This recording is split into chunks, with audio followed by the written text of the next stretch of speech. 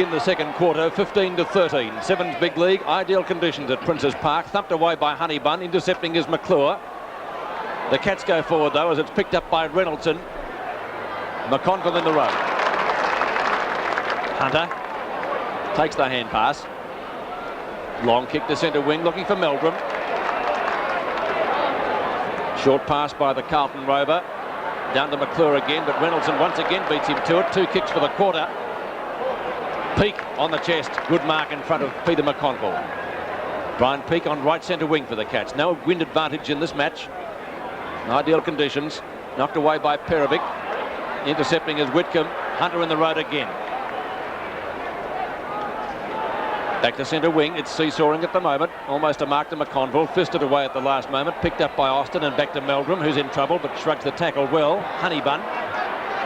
Inboard to Buckley. Carlton's leading possession gatherer first term. Long kick by Jimmy Buckley up to full forward. Oh, Madden almost took a screamer from the back. Spoiled his own man. Jeffries got steamrolled. Reynoldson, kick number 3 for the quarter. Down to downfield, it's on. Well, I said Jeffries got steamrolled. I was watching the ball. Play continues in the meantime. Johnson can't take the mark. A chance for Williams. Almost thrown out to Yates. Back to centre field, it's Bruns. Not a long kick by Bruns. Looking for Jackson at the back. Can't mark it one-handed. Chance for Whitcomb. Bright. English, hot opposition. Dool tried to put him over the line. Boundary throw-in, says umpire Peter Cameron. Well, the second quarter beginning in a rather torrid fashion as we await the boundary throw-in, contesting Honeybun with Jackson. Honeybun wins it. Tries to find a Carlton rover. Glasgow picked it up and the Blues will get out of trouble through English, or should. Round towards that half-back line. It's on the boundary line now and it's over the line. Might be a push in the back. Yes, it is a push in the back. It'll go to Geelong's Yates over at half-forward. Ball kicked back across towards centre half forward. A chance for Southby to come across. I went up one-handed. That allowed Bright to pick it up easily. Back towards Peake. He's got the mark, I reckon.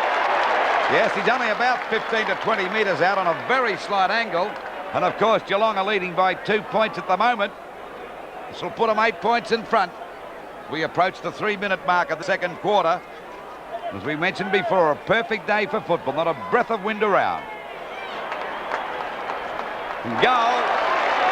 So the Cats move on to 3 goals, 3-21 to Carlton 2-1-13. And not a murmur coming from the Carlton members stand at the moment.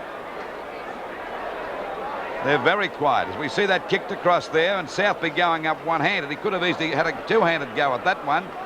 Quickly snapped up by Bright on a very easy mark and he made it safe. Peake. Back to the centre again.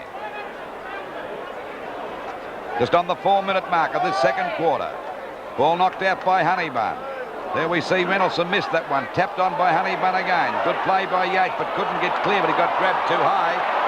Around the neck, and he'll take the free kick at centre field. Geelong looking a little bit stronger, playing with a bit more purpose than Carlton at the moment. Back it goes. There's a good safe mark taken by McConville down there at half-back. Still going the long way around. Carlton out to Glasgow, out there at half-back. He's looking for Johnson. It'll be okay, and the skipper's got the ball now at half-forward. Looking for Ralph, but he's hooked it over to Murphy. Murphy's got the mark. Boss got right under that one. Misjudged it completely. Now, little Murphy, the ex-Geelong player, well, actually he didn't play with Geelong, Geelong West. There was a bit of controversy over his signing up with Carlton. But he's here now wearing number 30, about 30 metres out from goal. And there's the distance and angle. Kicked by Murphy's a shocker. It's off the side of his boot and through for 1 point. So it's Geelong 3 goals, 3-21 to Carlton 2 goals, 2-14. And we're at the 4.5-minute mark of this, the second quarter, and Geelong looking all right at the moment. 7 points the difference as Mossop, who's covering a lot of ground in this match, kicks the ball back into play. It's a beautiful kick too. Chance for Buckley and Meldrum on the bottom is Scratch and Neil, really scratching for that one. Neil comes out with the free kick. Got a push in the back and a 15-metre penalty against Meldrum. Neil with the pace. Breaks clear. No big pardons in this match. English built the mark. Chance for Whitcomb. He got one in the back. The umpire says play on the shoulder. Not much doubt about that. Free kick to, is it Bright? Terry Bright at right half forward. One of the veterans of the Geelong side, and yes, one in the short ribs. They hurt. It's a tough game, Pete, and a very low scoring one for such a perfect day for football. The defence is well on. I was looking at some of the quarter-time scores from other grounds. One match, there were 13 goals kicked in the opening term. Bright's kick. Close. A goal, I think. Yes, it is. Goal to Bright. But Terry Bright putting through his first goal for the game, and Geelong increased their lead 4-3, 27 to 2-2, 14. So you get another goal in this match from a free kick as we watch the kick. A good kick nevertheless. A beautiful kick, Peter. It was, just scraping in by about a metre or thereabouts, and the goal umpire in perfect position to say full points. 6 minutes gone. Knocked down by Honeybun. He can't get them clear of that circle though. He's getting the tap. A free kick to whom? Mossop. Big John Mossop takes it over to Williams, who's pinned. High ball to half forward. Oh, Bruns and Bright say yours, partner, and nobody took it. Now it's Neil. Back to Williams. High kick to full forward. Johnson and Jacko. Johnson! 5 marks to Peter Johnson. Can he kick it? Well, he's well on top of Southby, and I think what they'll have to do is move Southby away from Johnson. This fellow is really a great mark, but not the greatest kick in the world. I won't say what he'll do with this one. He's only about 12 metres out from goal directly in front. He's already kicked 1 goal. There's the kick. That'll be okay, I would say. Yes, another goal. So it's Geelong 5 goals, 3-33, and looking good to Carlton 2-2-14. Next on Seven's Big League, your chance to be a winner in the TAB Footy Bets competition. Your local Nissan dealer has a slight case of egg on face. Why? We've sold so many new Nissans, our used car yards are as full as a goog. And with more trade-ins arriving by the minute, that is no yoke. What to do? Sale. We've chopped dollars and more dollars off every single used car in our yards. It won't be on for long, so you'll really have to rush to the Nissan pre-Easter pre-owned car sale. Now National, make video easier than ever. See how uncomplicated home video can be? Sunday Press and Tats are launching a great new contest, and you could wind up winning $500,000. All you have to do is keep your losing Tats Lucky Strike scratch cards and see if they match any of the lucky grids in the press. In sport, Sunday Press looks at Hawthorn great Don Scott. He has all the qualities you'd expect to make a successful league coach. Tomorrow, Scott talks frankly about why he has not won a coaching job. Sunday Press, out tomorrow.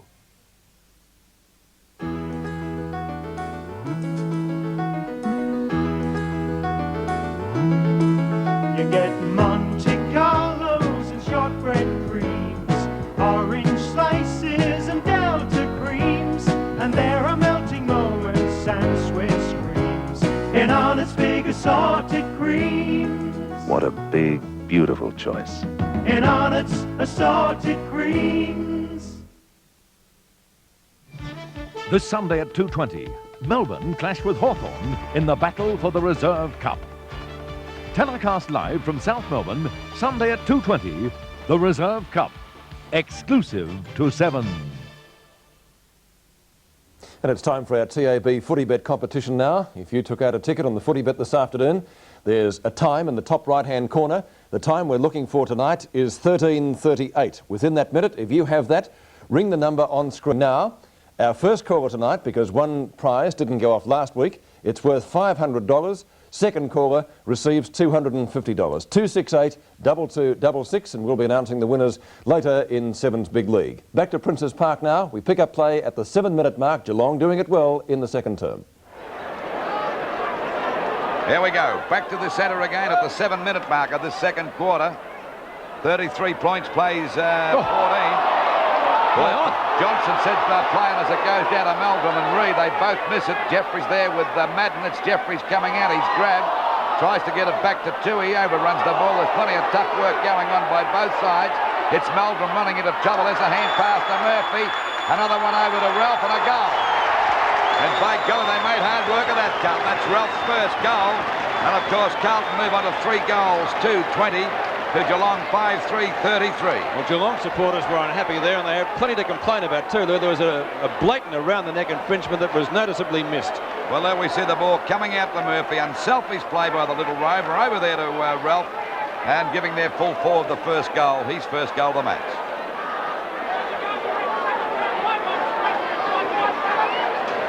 Just on 8 minutes gone of this second quarter, and the score 20 plays 13 in Geelong's favour. There we see Bruns throwing it out the pack. And Yates has caught a game with the umpire's call play, and Jimmy Buckley doing a great job in the centre. Far too experienced for young Williams at the moment. Meldrum outmanoeuvred his opponent. He runs back into trouble now. Back to Johnson. A shot at goal, a long one. It's a goal! What a beautiful ball by Johnson. Good play on the part of Carlton. Bouncing back. 4 goals, 2-26. To Geelong, 5-3-33. That was magnificent play, and all starting from Jimmy Buckley in the centre of the ground. Watch Jimmy now. One of the most tenacious and toughest players in football. And by golly, what an asset he is to Carlton. Meldrum got himself into a bit of trouble, but quickly spotted Johnson going past. And of course, the Carlton captain didn't let him down and kicked a beautiful goal. 9 minutes gone, second quarter. Carlton back in the match. Johnson. And a good mark taken out there by Yates onto Williams. High, looking for Peake or Jacko. Jacko! Well, he was left unattended that time by Perovic, who stood back there and watched him go with that mark, then looked at him disgustedly. Well, Jacko missed one in the first quarter from a similar distance, directly in front. He kicked a beautiful goal from the boundary line. Let's see if he can make amends here. Kick 1-2, Pete. 33-26, Geelong lead. No mistake about that one. 2 goals to Jacko. There he goes again. And Jacko gives him the salute. He'll go back and do some more, I dare say. Sevens big league scoreboard, 33-26 at Princes Park. I'd hate to see him win Tats Lotto and see how happy he'd be. Kicking him. There we see Jackson's mark coming now from this kick. And you'll watch that Perovic's a mile away. Left there on his own, and Perovic about 10 feet away. 10 minutes gone on the second term. 6-3 to 4-2. Ideal conditions at the park for the game. Mossop with Honeybun. Mossop wins this one, tries to get it to Whitcomb. Taking it away is Buckley. Malcolm Reed, strong mark. Down goes Alvin, but it will be a mark. There's no doubt about it, it was a mark. Reed's hand pass. Now towards Toohey. Johnson can't take the mark. That will be a ball up, I would reckon. I'll tell you what I've noticed here too, Pete, that every time Carlton plays, there seems to be 2 going for the ball all the time. Can't always win out that way. Knock on by Bolton, not successful. Austin intercepting beautifully for Carlton. Just about caught. Oh, Johnston on his own in the centre. The Dominator with a pass down towards set forward. At the back as Ralph. Good opposition from Boss. Well played, Mark Boss. Mossop. Toohey. Onto Williams at centre wing. Long kick by Williams, down towards half forward. Picked up by Dool. McConville strong on the half-back line. He's played well. Short pass by Peter McConville. Looking for Alvin, can't find him. And the experience of Toohey wins out. And they've got Johnson on Hunter, not Hunter on Johnson, I'd say. There's a 15-metre penalty. This brings Toohey up there towards centre field. The kick by Toohey is well over the half-forward line. At the back is Perovic, the big punch. There we see little Bruns trying to get through the packet to break through 4 Carlton players. Then had no hope, and the umpire will ball it up. Coming off the ground is Elvin. And Marku on the ground for the Blues. Back it goes to Bolton. Well, that's a dangerous hand pass. A gutsy bit of work on the part of Hunter, but he was well tackled. Finally, it's picked up by Williams. A beautiful pass over to Jackson. A hand pass back there to Neil. It could be a goal coming up, but here's another goal to the Geelong Cats. That's 1 goal to Neil. Good play by Jacko there, Lou. A fine hand pass, that. Yes, unselfish play. 4 goals, 2-26 Carlton to Geelong, 7-3-45, and still looking good. We've seen a whole lot of champions in Australia. On Rank Arena, Australia's favourite colour TV. Seen them run, swim and roll, seen them hit and do it all. On Rank Arena, our favourite colour TV. Now, Rank Arena proudly salute their champion partner in technology, NEC, the name that will continue to bring the very best in colour TV. See him try, see him fall, see it best of all, the Ring Arena, our favorite colour TV. In here, team. Oh, mind your head, Schwartz. Now, here we have a typical TAA business flight, but is there a typical business person? This gentleman, for example, elects to travel economy. Despite the free drinks up front. Exactly, Armstrong. You'll be on the moon one day. Thank you. Then there's the workers who fly TAA business class, never to be disturbed. Except for coffee break. Very good, Biggles. Ah, yes, and those businessmen who demand immediate attention.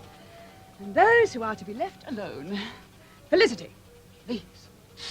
Ah, the managing directors, built like basketball players who require TAA first-class legroom. You'd understand that, wouldn't you, Schwartz? Yes, not to mention the privacy.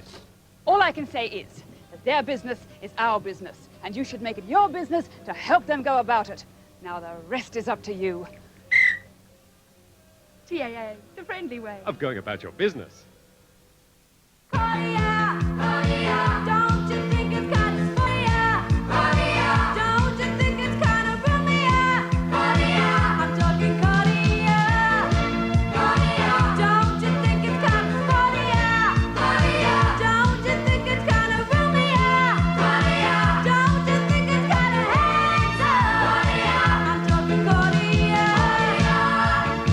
It's another Mitsubishi. The Fitzroy Lions come up against the Sydney Swans in a match that promises to be hard and close. And you have the best seat in the ground. Tuesday at 8:30, the Sterling Cup, live and exclusive to 7. Set a bounce again. Honeybun against Mossop. Honeybun gets the knockout. But Carlton can't get the ball away. They're attacked every time they pick it up. Finally picked up by Reynoldsson. The kick out wide towards the wing position. English having a great battle there with Neil, and Neil's playing a great game. Well played by English. Just shrugged him up. He was a fly that time, and a pass. And a great mate taken there by Madden. Went down pretty heavily, but he was well covered by Jeffries. 15-metre penalty. Well, I don't think Jeffries could have done anything else then. May have got there a little bit late. I think there was one-handed out, Luke. Oh, yes, he's got there, but he got the second time. I thought the first one. I didn't see the second one come a bit late. Now, Madden would be about 25 to 30 metres out on a very slight angle, and Carlton badly needing this goal from the big fellow. As I said before, he's grown an inch since last summer, and he's still only 22 years of age. There's the kick by Madden. It's off target, and it's through for 1 point. So it's 4 goals. 3-27 Carlton, Geelong 7-3-45. A difference of 3 goals, and Geelong doing pretty well at the moment, winning their first 2 games for the season. And on top of the mighty Blues at the moment at Princes Park. Ball back into play now. Back towards centre half back. There's a chance for Yates to mark that one. Oh, great mark. Beautiful mark to Reynoldsson. That was a superb grab. Reynoldsson doing well at half back. One of Geelong's best players at the moment as Reid drives the Cats into attack. Long kick up the half forward. Johnson again. Well, they're out manoeuvring with Mark. 6 marks to Johnson. Let's see if he can get the distance with the kick. Ken Hunter moved on to him. That's a compliment. Long kick is just about there. Perovic has it knocked away by Jackson. Goal! He's put it through. Ho-ho! That's his 3rd. And Jacko does the salute again. There he goes for a bit of a trot. He'll do something funny here at the moment, urging a play, but there's no doubt about it, Pete. We watch it now. I thought Perovic just about had the mark. Well, there she goes. But he didn't hang onto it too long, but quick thinking on the part of Jacko, and he snapped it through for a goal. That was a nice snapshot. That was a beauty. And they're the sort of goals that help to win games. At the 15-minute mark now in the second quarter, it's 4-3 to 8-3 in favour of the Cats. A bit of a boil over here, palmed down beautifully by Mossop to Bruns. Up towards the point of the square, opposition from Dool. Free kick to, not to Carlton, but to Geelong. Taken by Terry Bright. Up to full forward, or half forward. Oh, Neil, almost a screamer. Peak, backing up on a snapshot. Off target and 1 behind the Cats. And that makes the difference. 4 goals, 1 now. 8-4 to 4-3. It is at Princes Park. And we're just over the just on the 15-minute mark. Play on. Play on the umpire calls now as the ball goes back there towards the wing position. Hunter flying high. Great mark by Hunter. Beautiful mark. And of course, he's been shifted onto Johnson, who's been a real threat down there at centre half forward. Far too strong for Southby. Oh, there'll be a 15-metre penalty. No, he's let it go there. It goes over now from Glasgow back Buckley. Carlton's best player by a mile. Looking there for Warren Ralph, who flies high. Got up high enough, but couldn't hold the mark. And the ball is out of bounds in the forward pocket. Geelong defence standing up well. They're not giving this forward line of Carlton's much leeway at all. Shoulder to shoulder all the time. Knocked out by Madden. Picked up by Bruns. Where are the Carlton small men at the moment as the ball goes back there towards the wing position? Oh, out manoeuvred. He might have got one in the back. And the umpire spotted that against Pete. And the free kick to go to McConville out there on the point of the square towards half forward for Carlton. They badly need a goal at the moment. There's Ralph making a lead, but he's well covered. There's nearly a free kick against Tui, but the umpire says play on as Ralph falls over and the ball is out of bounds. Out of bounds about 40 metres around. Notice that Ralph has only one boot on. Not true the amount of kicks he's had so far. Williams with a hand pass to the wrong man. Austin a bit slow to get rid of it, but he finally did. McClure trying to come over, nearly grabbed that one, knocked away again by Jeffries. Oh, down he goes, Jeffries, and Madden got into his back, and he'll take the free kick at centre half back, a little shorter centre half back towards the full back position. We're about 17.5 minutes gone into this second quarter, and Geelong doing it pretty well. They're 4 goals, 1 in front. Short pass coming over again to Reid, and they're full of running as they send the ball down towards Pereira, who's been shifted out to centre half back. I think Hunter's got the job of minding Jackson now. It's Dool.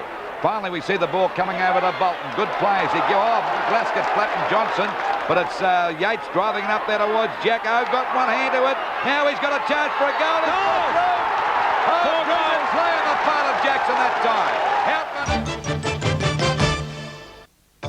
Westpac announces the world's first national electronic banking system. A vast network of electronic terminals and bank branches that gives you the choice to do your banking where and when you want to. A system that is soon to be installed into over 1,000 service stations and supermarkets. All you need is just one card. The card is the bank, and the bank is Westpac. The limited first edition of Banjo Patterson's Complete Works made publishing history. It sold out completely in less than 2 weeks. And because of this incredible public demand, Lansdowne Press has brought forward the publication of a new family edition. In 2 beautifully bound volumes, all his marvelous poetry, his radio talks, dispatches, and novels. The new family edition of the Complete Works of Banjo Patterson. Out now and selling fast.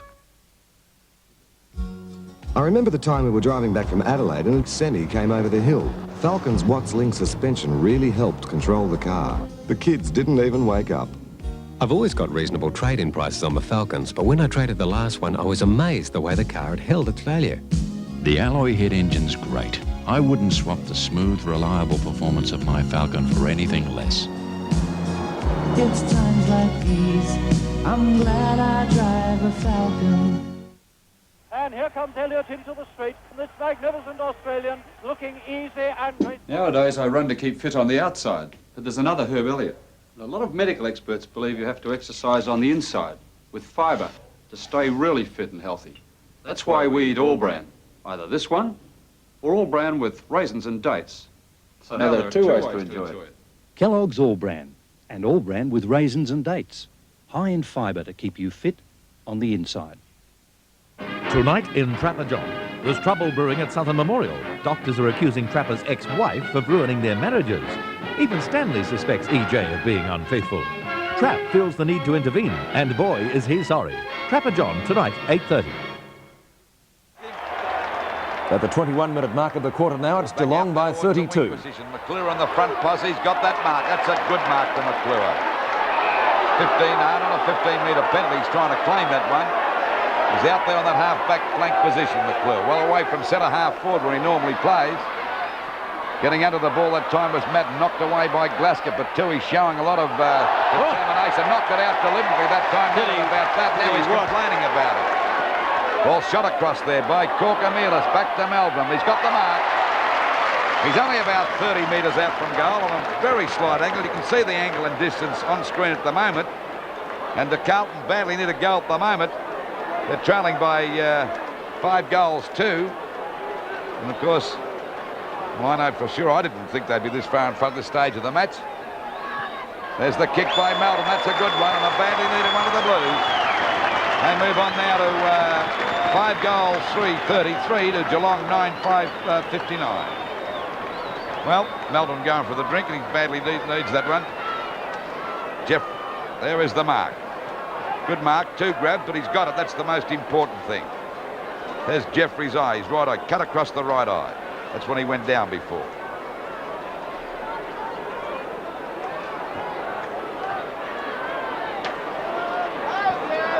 Yeah, left eye. It's right eye from my position there on the screen. The ball finally kicked back into play by Yates. And there's 2 players again spoiling each other. They've done it all day in defence. This allows Bright to pick it up and send it back towards Jackson and Dill.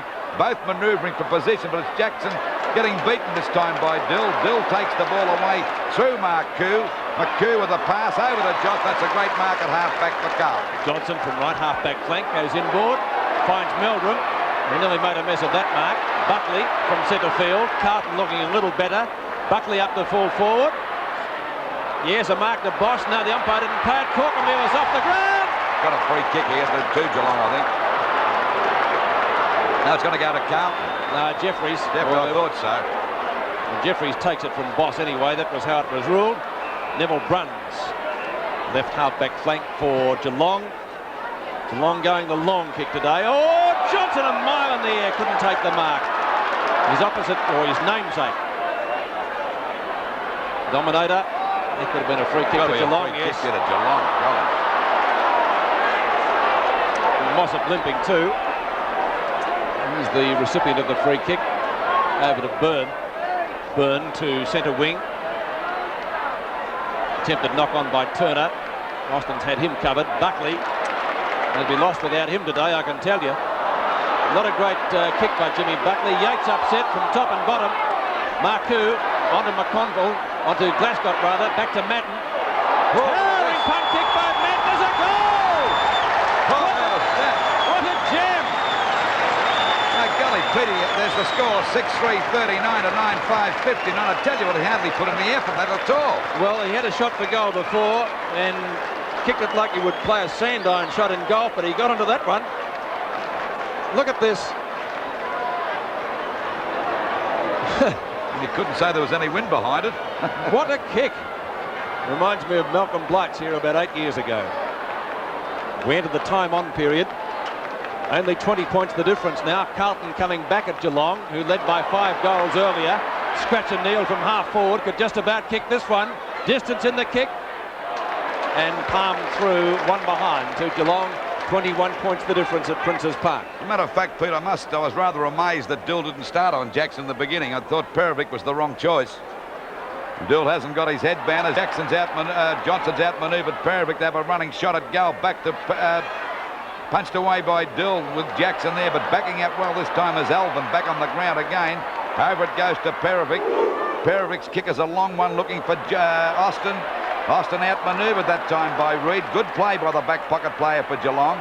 Goes for a short pass. Plenty of Geelong players there. It's a bit long for Bolton. Alvin's there also. Tries to get a hand pass back, but the ball's out of bounds. I'm just thinking, Lewis, probably a fair bet that Jacko's thrown it away. Ball out of bounds on that half-forward line for Geelong, about 65 metres around from goal. Yes, he could have thrown Dill's handbag. I was going to say his headband. There's a chance now for Turner to thread his way through the pack. He does successfully. Drives the ball back to Jackson and Dill again. Dill goes the punch. He's not attempting the mark, but this player's playing a great game. Neal, a hand pass back to Peake. A steady shot for goal. It's not a bad sort of a kick. It's a goal. Yep, that's goal number 2 to Peake. And of course, Carlton 6 goals, 3-39 to Geelong 10-6-66. By golly, that was great play that time by Neal. He's playing a great game. He is 2 goals, as you mentioned, and this guy is playing well too, isn't he? Scratching Neal. Could have got a free kick there, actually. Out to Peake, and of course, there was no doubt about the result. Beautiful shot from the angle by former Royal Australian Brian Peake.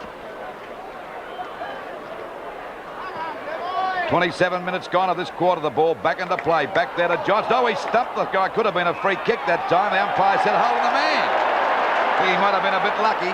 Carlton go back into attack up there towards the full forward position. At the back there is Ralph, got the mark. The value of the long kick. That's what I should say. That we should have been doing all along. Get the ball into this guy quickly. He's already kicked one goal, but they mess about with short passing. He's certainly well covered. So it's 39 points, placed 66, and Ralph going for goal number 2. And they badly need this one before half-time. There's the kick. It's a goal. So Carlton move on to 7 goals, 3:45 to Geelong 10-6-66. What's the difference now, Peter? 21 points. Yes, Geelong earlier in the quarter did lead by 5 goals and upwards. And you'll see Johnston's kick out of the centre. I thought Johnson whacked that Williams before that. Towering punt kick by Johnston. Down to Ralph, who read it better than his opponents and had no trouble kicking it from about 7 or 8 metres out. So it will be a lengthy quarter. Geelong have kicked 8 goals a quarter and Carlton have kicked 5. We're at the 28-minute mark now of the term. Umpire coming across to talk to Jackson with Dool there. 2 of the characters of league football. Johnston again from the centre. Again a towering punt kick trying to find Ralph. And he does. And he goes. Well, Pete, they're just bearing out what we said. Go for the long kick and give this guy a chance. Well, that was almost a carbon copy. It was Johnston out of the centre to Ralph, a mark. And this time he didn't go back for the kick. He put it through for his 2nd goal in a couple of minutes and his 3rd for the match. And Carlton well back in this encounter here at Princes Park. And there's no one can kick a ball better than Johnson. That's why I say he should go for that long kick, particularly from that centre field position, Pete. We've certainly got a ball game on our hands now. The Cats opening up a great lead in this quarter, but Carlton pegging them back, and they trail now by only 15 points. On Sevens Big League, it's 51-66 at Princes Park. We're playing time on. Madden knocks the ball out. Finally, it's picked up by Williams. Williams shoots it out wide, but McConville couldn't grab that one. Down goes Neil from English, kicked off the ground by Peake. He's got a chance to have a bit of a big kick up there towards the goals. It's a long kick towards Jackson and Dool. Dool goes the punch. Johnson there. Bright. Bright's got a goal. So they're bouncing back the kicks. That's 2 goals to Bright. 8 goals, 3:51 Carlton to Geelong, 11-6-72. Well, they bounce back very quickly as Peake gets the ball down there very smartly towards the full forward position. We see Jackson well covered, but smartly scouting out there is Bright to kick an easy goal. I must admit that Geelong have made the most of their opportunities up there, haven't they, Lou? Certainly have, Pete, and we approach the 30-minute mark of this quarter. And we're back to the centre now. 21 points the difference again. Approaching 3/4 time, knocked out by Mossop. Marcoux pounces on that one, back into attack. Meldrum gets smothered that time by Toohey. Toohey pounces on the ball. The umpire will ball it up around about the centre field area. It's big Justin Madden falling on top. It'd be like a big giraffe sitting on top of you, wouldn't it? And we wait now for the bounce. Mossop against Justin Madden. Back it goes to Marcoux. A touch of the fumbles. Ran into trouble. Johnson there. He's playing a great 3rd quarter. McClure gets a hurried kick back towards the half-forward line. Murphy flies. Couldn't hold it, Mark. There's a chance for Corker-Mealis. And it's, there'll be a free kick against Corker-Mealis. It'll go to Reynolds at centre half-back. Well, they're standing up to the strain pretty well at the moment, this Geelong defence. And the only way Carlton will succeed is getting the ball down to Ralph pretty quickly. At the back is Alban. He's trying to claim the mark, and the umpire's paying. It was a good effort by young Alban. He doesn't know where to go. They're going away from the goals. Carlton's Glasgow kicks it out wide to Johnson. Back it goes to Buckley, a very effective player again. A hand pass back to Hunter. There's the siren to end the quarter. No, it's not. Kicked by Hunter. And it's too long. I thought that was the siren. McClure said he touched that one, and it'll be a throw-in or a penalty free kick. He couldn't bluff the umpire, and the free kick to go to Toohey down there in the back pocket. It will be a long quarter. We've seen a lot of goals kicked this term. Madden had his name on it. Glasgow takes the hand pass. Steadies, short pass, Johnston. Now, Johnson should have a kick here, Pete, because he can kick this distance. It's about 50 metres out. He'd get it easily. 2 of those long kicks into Ralph, which resulted in goals, demonstrate that he can get the distance.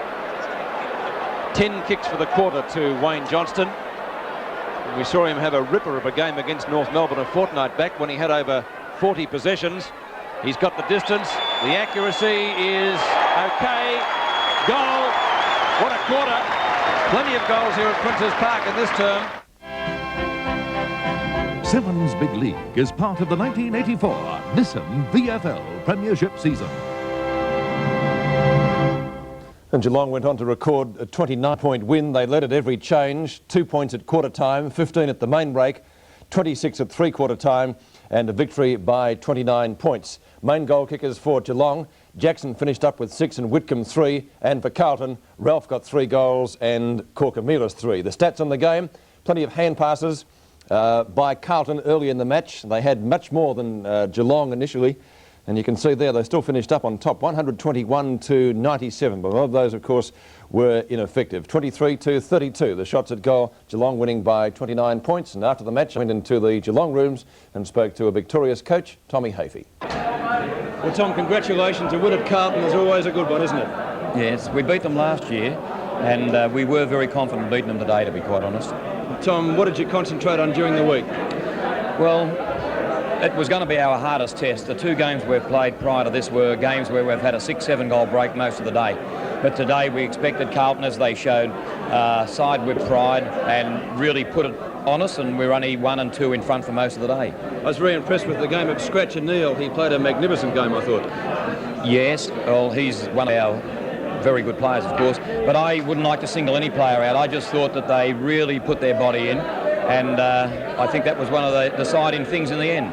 Tom, what's the difference between the side now than last year? I notice you concentrate more, seemingly anyway, from our position to go for the long kick rather than the short game. Oh, we tried to do that last year, Peter. No, I think last year we won our early games, the same as we have this year. So I don't get terribly excited for matches throughout the year. It's the end of the season, that's the one that counts. Because last year I thought our side was really fantastic early, and then we eventually showed we didn't have enough depth, and our game fell away because of that, I think. And Geelong now one of 2 sides undefeated after 3 rounds. The 12 points, though, are on the board. Time for our winners now in the TAB Footy Bet competition, and they were Mr J Walkington of Dingley and Mr R English of Hallam, which is, of course, our Dandenong way. Now, the phone account numbers, and on the screen we've given you a number of phone account numbers, and if yours is there, ring 268 2266 right now. If you're the first 2 callers, then you're richer by $250, and we'll be announcing the winners later on during Sevens Big League. And of course, all the successful prize winners go into the barrel at the end of the year for a superb prize. It's the GL manual Pulsar hatchback from Nissan, powered by a sporty 1.5-litre engine with 5-speed manual overdrive. The Pulsar GL hatch offers a standard of motoring unparalleled in any other small car. And more great footy action coming up shortly on Sevens Big League. Coming up on Sevens Big League, a touch of nostalgia in On This Round. And tonight's action from Windy Hill, where Essendon did battle with Collingwood.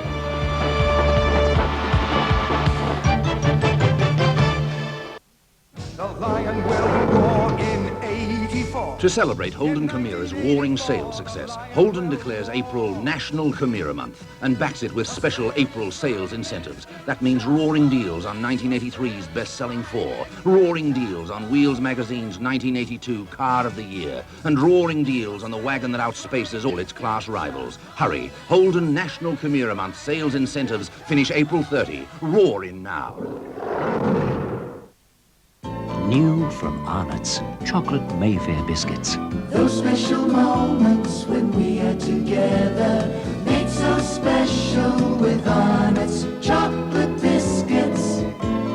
Arnott's chocolate Mayfair, a delicate home-style biscuit, very light and crunchy, generously coated in the finest chocolate. Those special moments when we are together. New Arnott's chocolate Mayfair. Diamonds, gems of superb sophistication and tools of technological excellence. Similarly, Philips have combined form and function with the latest filler shaves. The new triple head promises versatility, precision and performance. Feel it glide effortlessly over facial contours, shaving quicker, smoother, easier. Certainly the ultimate shaving experience. Filler Shave, the future face of shaving. $20 trade-in offer ends April 21. In this less than centenary year, Richmond Football Club, with the continued support from Esso, faces the challenge of fighting to get back on top. In 100 years we've learned many things, from the game, the fans, to Collingwood keeps the tiger down. You can't keep a tiger down.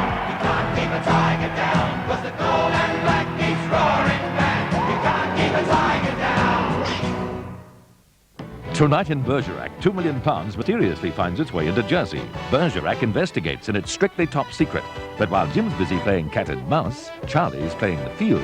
Is Charlie working undercover for Bergerac? Tonight, 9:30. On this round, a regular feature on Seven's Big League tonight, looking at round 3, and here's Sandy Roberts.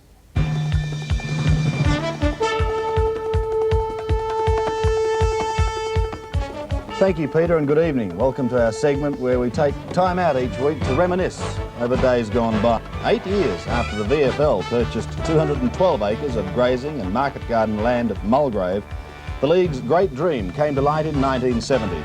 VFL Park was opened by the Governor, Sir Rowan Delacombe, who unveiled a plaque in front of the main stand named after VFL President Sir Kenneth Luke, whose foresight had led to the birth of the stadium. With temperatures in the low 80s, more than 25,000 spectators saw Geelong defeat Fitzroy and become the first winner at the new complex. In 1972 on this day, Richmond's full forward Barry Richardson kicked 9 against Essendon, but the Tigers still lost. A year later, Lee Matthews was at his lethal best, kicking 11. Essendon again the victim. The Bombers' captain Graham Moss was on the receiving end from Carl Ditterich in 1975, and the snarling Melbourne ruckman copped 4 weeks from the tribunal. For the second time in 3 years, St Kilda and Richmond drew, this time in front of 37,000 people at the MCG in 1980. In 1981, a man called Mark Jackson had taken centre stage. 8 goals earned him the plaudits as Melbourne beat Fitzroy by a point. And last year, North thrashed the Swans by 140 points. A new record for the Roos, with Kerry Good finishing with 7. Just some of the highlights of days gone by. But now back to today's round. Here's Peter. Thank you, Sandy. Well, for the grand final replay at Windy Hill last week between Essendon and Hawthorn, officials were expecting a top crowd. Today, for the clash of old rivals, Essendon and Collingwood, they certainly got one. The match had much to recommend it. Ronnie Andrews lining up against his old club, Jeff Rains' return, the Bombers seeking to bounce back from their defeat of last week, and of course Collingwood attempting to win their first match at Windy Hill since 1980. We pick up play at the start of the second quarter. The difference is only 3 points. Our commentators are Sandy Roberts and Bob Skilton. Into the second term here at Windy Hill, and the home side, the Bombers, have a 3-point advantage after at one stage being down by 12 points in the opening term. From the centre bounce, they win the tap out, and it's Merritt who picks it up. Shrugs one tackle, gives it to Mahaja. He's flattened by Williams, but not before he gets his kick. Down towards the half-forward line. Toomey the spoiler. Watson waiting down. Steadies. Shoots. And goes. No, he doesn't. Much to the annoyance of the crowd, I think that goal umpire did that deliberately. So 1 point only to start proceedings in the second term. Andrews, whom Bobby Skilton feels would be better suited at full forward at the moment. Rains. Allen, a heavy clash, and down he goes, holding his ribs. Bradbury, overrun by his own teammate. Rains picks it up, has it smothered by Watson. Miles in trouble. Keeps the ball in play, but it's a bad handball to Bradbury. Gives it away quickly to his teammate in Foles, who goes high towards full forward. Seven's got the height. Something's going to have to be done there. He's kicked 3 in the first term, Bob. So would not have waited this long as we see Graham Allen in the hands of the trainers. Tony Bahaja certainly did his job for Essendon there with a beautiful hip and shoulder. And when some of those small players, Sandy hits it, it's worse than the others. The 15-metre penalty goes against Collingwood, which brings Paul Salmon midway down the square. I'll give him further to run when he's got to go to the other end of the ground, Sandy. There's Paul Salmon, kicked 3 in the first term. 4 points the margin. Now it's 10, and Salmon kicks goal number 4. Essendon 5-3, 33, Collingwood 3-5, 23. Bob Skilton getting quite choked up about the whole affair here at Windy Hill. I wonder how long it'll be, Bobby, before the change, or a change, is made by Coach John Cale. Well, here comes McAllister, so it's on. I would suggest. Yes. McAllister wouldn't have been my choice though, Sandy. No, you would have preferred Greg Phillips, simply because of his punching power. Right. So Ronnie, at least he's getting the cheers as he comes down. They're making wholesale moves here. Cloak. McAllister letting Salmon know he's down there, Sandy. And Neville Nash sprinting down the ground.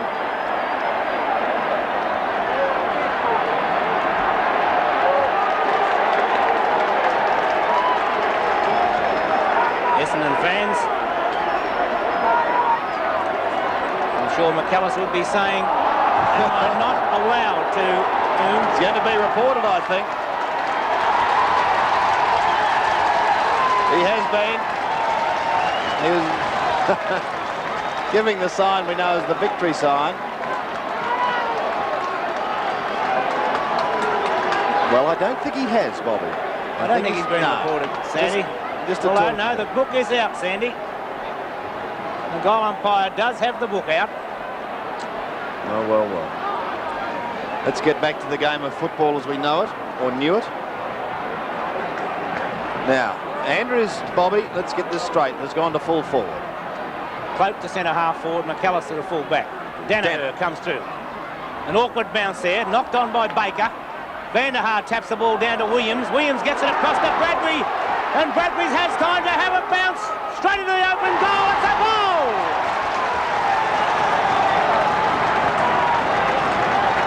Peter Bradbury swooping down from half-back flank. Showed great pace there to just stream away from his Collingwood opponents. We watch on replay. The hand pass comes out to Bradbury. Not a Collingwood player able to get near Bradbury. And he just stabs at the ball and puts it through the centre. Essendon fans have come to life here at Windy Hill. Centre bounce once again. Madden winning it. They're winning it out as far as tap-outs are concerned. Andrews maintains control, runs into bottom, but will be free kicked. He was tackled too high. And so Roddy will have a set shot. 15 metres, Sandy.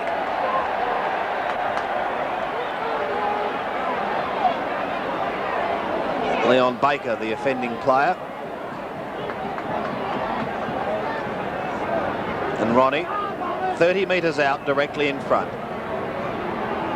Never been one of the world's greatest shots at goal.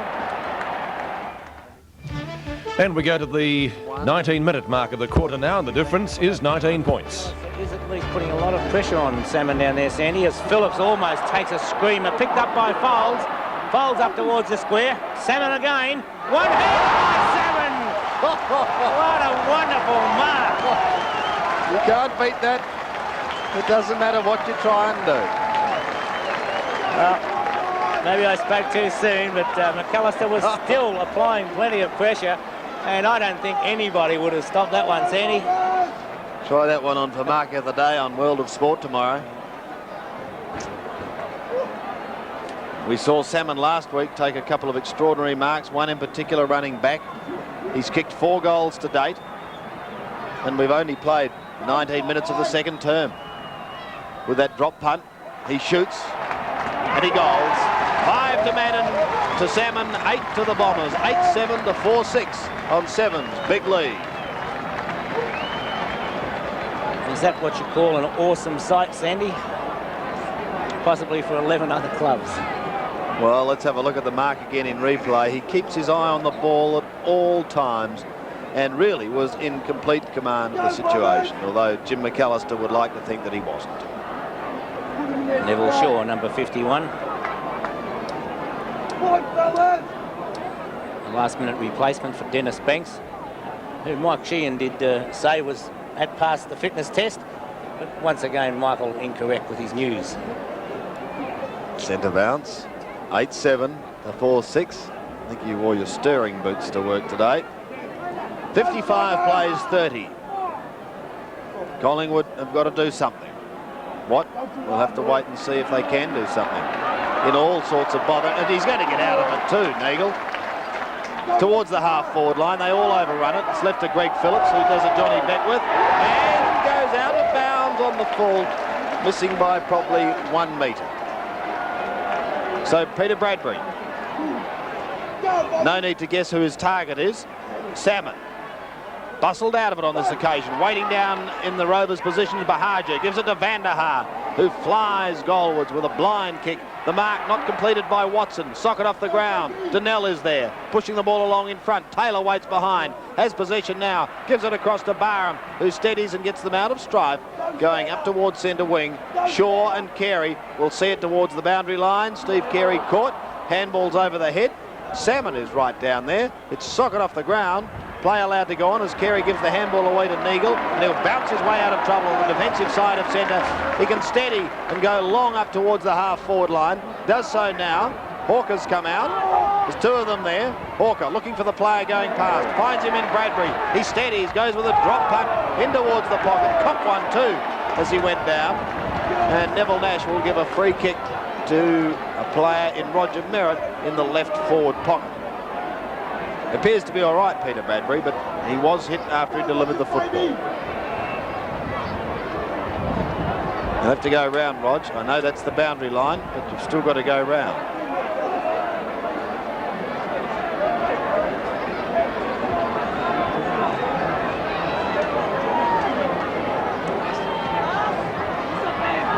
Short to Bahaja. Williams steals it, loses it, almost regains it. Taylor the handball.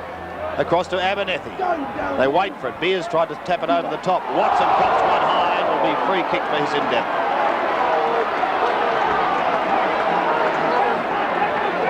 To Clark. Nobby fires long towards Salmon from behind this time. Pushed down towards the pocket, over the line, and another throw-in. Yes, Bradbury still a little bit sore and sorry, but Tim Watson also, but I don't think either player have got any real problems, Sandy. Throw-in. Merritt from behind, taps it over the back. Hawker tackled, loses possession and is accordingly penalised by the umpire. Greg Phillips will be the player to take the free kick, and with the aid of a 15-metre penalty comes up to centre half back. Phillips not sure which way to go, puts it wide towards the wing. No mark taken. Bradbury swoops onto the ball, gives the hand pass into Williams. Blind turn, ducks, weaves, takes too long to get rid of the ball though, and is accordingly penalised. Morwood comes out with a free kick. He's called play on as he went one way then the other, got the hand pass to Allen, and a real high floating kick, punched away by Terry Danaher, knocked on by Carey.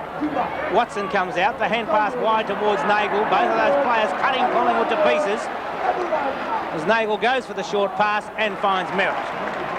Merritt gives it back to Nagel. Nagel's kick up towards the forward pocket. Cloak came across.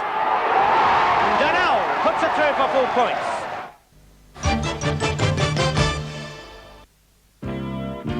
But no matter how far or how wide I roam, I still call Australia. I still call Australia. I still call Australia home. From national. These are members of an exclusive club. Cars with successful fuel-injected engines. Now, meet the newest member, world-class Commodore by Holden. New electronic injection delivers 27% more power than any previous Holden 6. With safer overtaking through faster acceleration. Experience world-class power with Commodore electronic injection.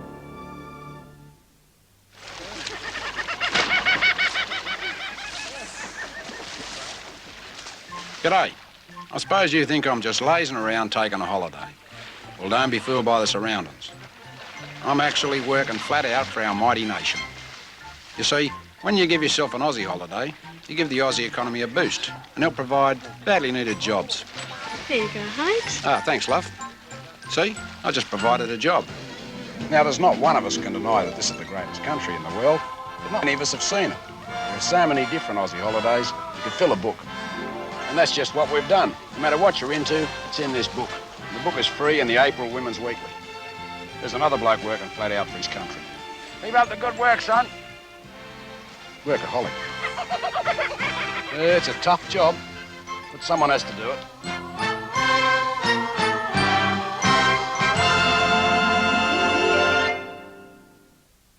What's this?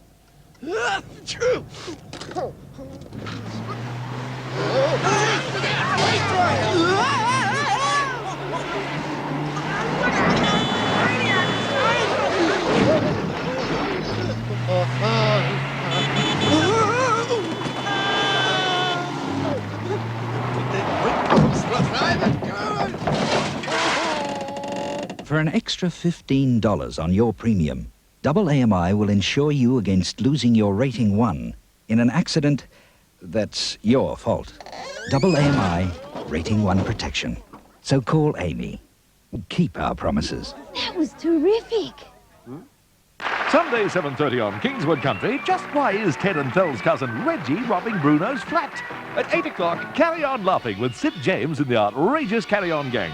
Sunday, 7:30, Kingswood Country. Then the best of British. Carry On Laughing. It's time on in the second quarter. Essendon leading by 31 points. Behind a nice mark. David Clay. Too far out to score. Cloak's kick. Morwood should be free kicked. Not a doubt in the world it was a free kick to Tony Morwood. It's been quiet, Bobby. Yes, he did spend all of the first quarter on the interchange bench, Sandy, but nonetheless, even in this term, Collingwood have not had a productive forward. Ron Andrews kicking their sole goal in this term, but Morwood only 15 metres directly in front should change that now. The kick from Morwood makes no mistake. A badly needed goal is the understatement, I'm sure. Collingwood go to 5 goals 7, 37, trailing Essendon 9-8, 62. Yes, they've kicked only 2 this term. And here is the second one now. As you can see, Bobby called the infringement. It must go the way of Morwood. Essendon, on the other hand, have been in absolutely everything. They booted 5 for the quarter. Centre bounce once again. Time running out for Collingwood in this term if they want a couple more. Just over 27 minutes played. And here goes the Essendon machine once again as Watson gives it to Hawker, who steadies, shoots, and goals. That's how easy it is from the middle. Hawker's second. And the Bombers are throwing out the warning. In replay, Hawker receiving the handball from Watson, shooting long and low and direct. Back to the middle once again. Madden and Cloak, won by Madden. Bahagia in trouble, beset upon. And the umpire, no option but to come in for a bounce. And the bounce only 5 metres away from the centre circle. 10-8, 68, 5-7, 37. Madden once again gets the tap. He's dominated the ruck work. Nagel playing the ball in front of him, under a lot of pressure, loses possession. B has tried to kick the ball off the ground. Alshaw comes in, has the ball taken away from him by Williams. But a free kick has been found. And once again it goes the way of Essendon. And it comes back. It'll be taken by Alshaw. Nice kick from Alshaw, but a 15-metre penalty when it's brought back. Probably penalise Essendon in some respects. Once again, it'll be Tony Alshaw. Alshaw's kick. Long. Madden has the ball punched away. Timmy Watson swoops up on the ball. A good piece of shepherding. Watson swinging back. Salmon's marked that it would have been a goal, I feel. A great piece of play by Timmy Watson. Well, it'll give you an idea of how high Salmon is, because Timmy Watson had raised his arms in the air, giving the victory salute for a goal, and didn't realise. But there is the blood-spattered Watson. Unconcerned at the moment as Salmon is about to pop through his 6th for this first half of football. He won't miss. He doesn't. And Essendon move to 11-8, leading Collingwood 5-7. on Seven's big lead. Well, I was already marking down my goal of the day, Sandy. Well, let's have a look at it again in replay now. Watson uses pace and he scoots away, and some good shepherding allows him to get away from Abernethy, and it looks home for a goal there, doesn't it? But the great arms of Paul Salmon stretch back and take it. Yes, Salmon not knowing if anybody was in the square. I think it's all well and good to say, well, he could have easily let the ball go through. If he had let the ball go through and a Collingwood player had marked it, well, how would he have felt? 74 to 37. Exactly double the score. As Madden again gets the tap down, Hawker takes it, it's dispossessed, but Bahaja comes out with it. McLean's kick over the shoulder, down towards the half-forward line. 3 Essendon players against Neville Shaw. It's Carey who gets the hand pass into Bradbury. An awkward bounce for Bradbury, though. Mears comes through, runs straight into Bradbury. It goes over the boundary line, and a throw-in to take place on centre wing. From the throw-in, Madden and Andrews. Madden got the backhander in. Folds comes out with the ball. Close to the boundary line, gets a short kick in. Good play by Folds, well trapped by Van der Haar. Hawker slipped at the vital moment. Hawker comes back after it again. Abernethy's there, gets a hand pass in, kicked off the ground by Andrews. Neville Shaw comes through. Nagle came through as well. Then I hope that I think Mark Williams might have been a little lucky there, Sandy. I think a couple of players were lucky. I think Ronnie was lucky, and I think Mervyn Neagle was also a little lucky. I mean, I didn't mean lucky in that manner. I thought that he could have caught one.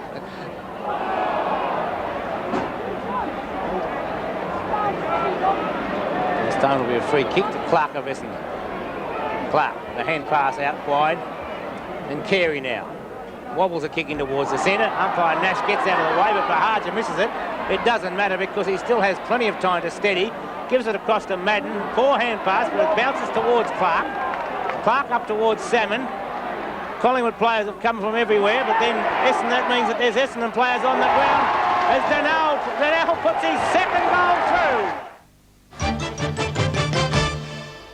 Your local Nissan dealer has a slight case of egg on face. Why?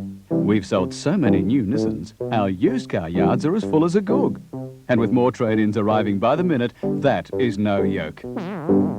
What to do? Sale. We've chopped dollars and more dollars off every single used car in our yards. It won't be on for long, so you'll really have to rush.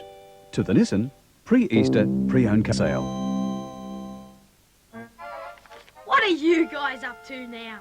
Boss, we found a way to make Kellogg's rice bubbles louder. But why? So more kids will hear how much fun rice bubbles are to eat. Pour on the milk.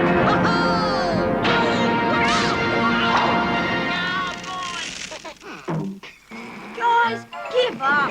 Kids know rice bubbles are fun to eat. I don't know. Just the way they are. Sorry about the office, boss. It's got trigger action. Give it a little squeeze. Bostick trigger action. The action's really gonna be the new way to use Bostick's hot melt glue sticks that's set in 60 seconds with more control over glue flow. Give it a little squeeze. Bostick trigger action. The gun for big jobs too. Extra long sticks so you need fewer refills. Bostick trigger action. The new glue gun you'll be proud to own. Or choose the Bostick thumb gun. To get the job done, make sure it's a gun. $50 this one. Right. She's had her hair done today. Here's that nice young man again. He's pressed the wrong numbers. Oh, he got it wrong yesterday too. Time for a break. Let's have a Kit Kat. When you have a break, have a Kit Kat. Crisp wafer fingers covered in milk chocolate. Oh, he's got it right. Have a break. Have a Kit Kat. Mass communication. A constant stream of information travelling at lightning speed, connected to a vast news-gathering network spanning the globe and coming together in the Channel 7 National Newsroom. Mal Walden, Laurie Wilson and the team making sense out of our troubled world, presenting the total news. 7 National News, Monday to Friday at 6:30, weekends at 6. We're keeping you in the picture. At Windy Hill, we're playing time on in the third quarter. Essendon leading by a mammoth 58 points. Flyer, Barham waits behind. Neagle is there, so too Van der Haar. Leg. gets his handball away towards Baker, but it was a bad bounce for the import. Allen gets a hurried kick, goes nowhere. Baker is still in there, trying to push the ball forward. Donnell now, shoveling it towards Van der Haar. Baker to half forward, and Madden takes the mark. Hasn't goal, strangely enough.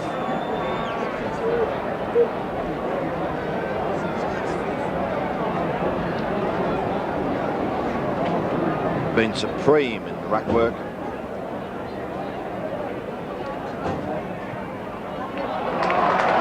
And he posts his first. And the Bombers 19-12 to 9-8, so they're maintaining that 10-goal break over Collingwood on 7's big lead. On replay, we see Donnell get the ball forward, then force it out to Baker. Baker's kick goes forward and a nice mark taken by Simon Madden. Centre bounce again. Paul Salmon of Essendon, David Cloak of Collingwood. Salmon gets the tap. Neville Shaw was there, so too Darren Williams. Loose ball comes towards Cloak. Swings it over the shoulder, down to the forward area, but it's all Essendon and Terry Danaher. Great captain. Gets the hand pass out to Clark. Clark directs play. Salmon. Let's forgive him for one miss, eh, Sandy? Little Shaw completed against him, and Shaw wins out with a free kick. Bobby, while they're sorting themselves out, is the Essendon defence that good or the Collingwood attack non-existent? Non-existent, Sandy. Weston gets a short kick forward. Taylor comes out. This is the mark. Williams gets a hand pass over the top to Watson. Watson streaming down the ground. After the bounce, puts it wide. McCormack intercepts. Van der Haar does likewise. Van der Haar straightens up with the left foot. And that's what the Essendon fans like to see. Paul Van der Haar with a left foot goal. It's a great running goal by Van der. He could have handballed, but gee, that'll do his confidence the world of good. He's been down, but he's certainly not out, as McCormack did brilliantly to chance his arm initially, but there was great interception. Van der Haar on the end of it, and the Flying Dutchman goals. His first, and this is starting to work on a percentage basis now. Another 8-goal quarter, Sandy. Yes. 20-12 to 9-8. Here's the centre bounce. Not too far away from siren time, but it's been raining goals, particularly at one end. Salmon wins it. Straight to Donnell. Here they go again. Down towards the forward line. Out comes Madden. Couldn't grab it. Taylor waits at the back for Collingwood. He's caught. Gives the handball away to McCormack, who threw it away, literally, towards the boundary line and, in fact, over for a throw-in. The pressure then put on by Paul Van der Haar.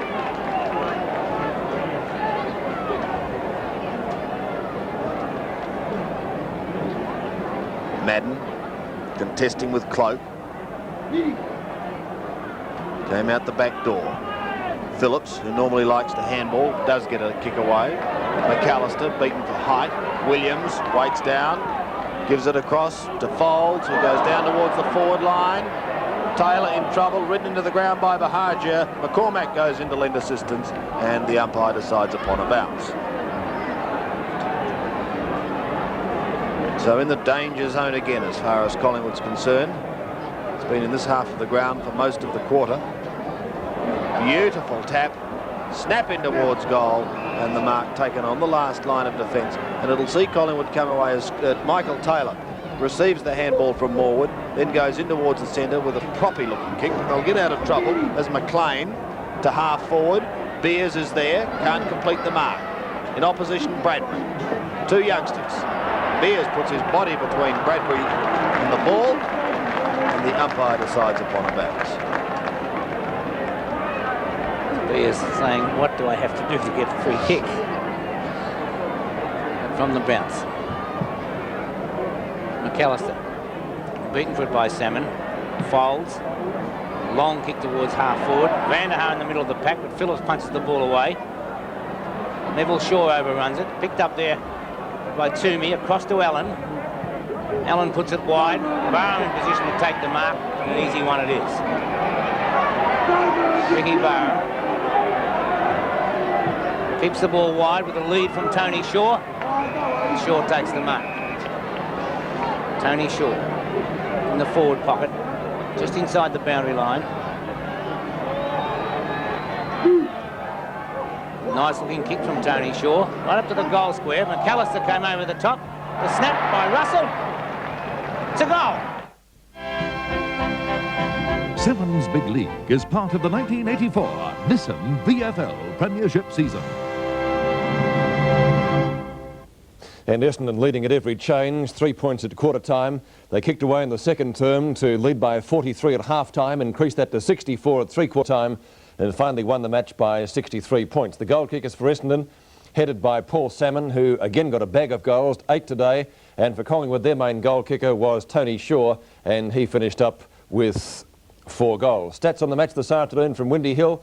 Kicks in favour of the Bombers, likewise the marks. The frees just about even. The handballs 105 to 85 in favour of the Bombers, and the hit-outs, Essendon's Tall Timber serving the well again, 53 to 22. And at Windy Hill for Sevens Big League, Stephen Phillips.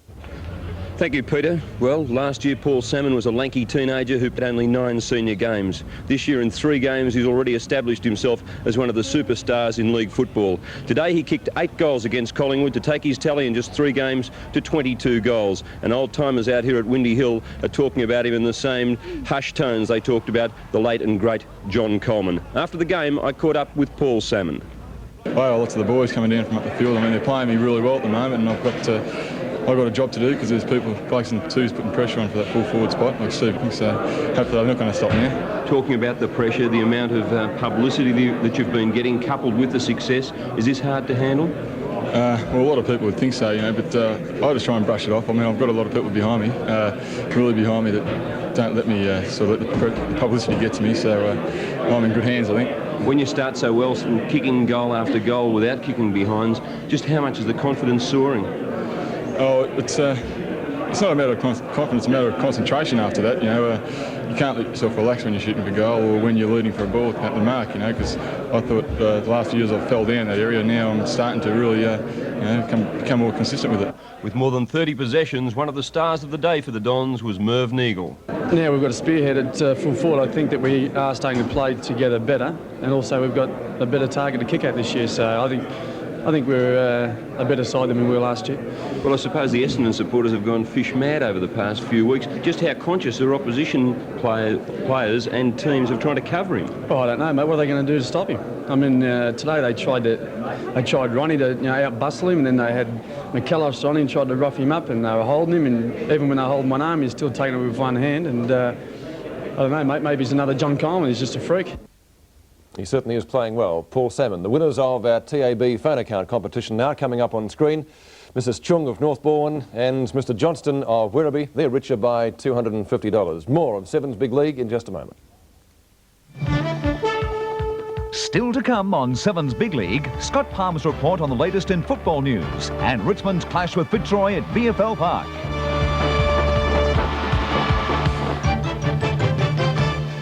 It's not just a better-looking picture. Deluxe series are better-looking sets.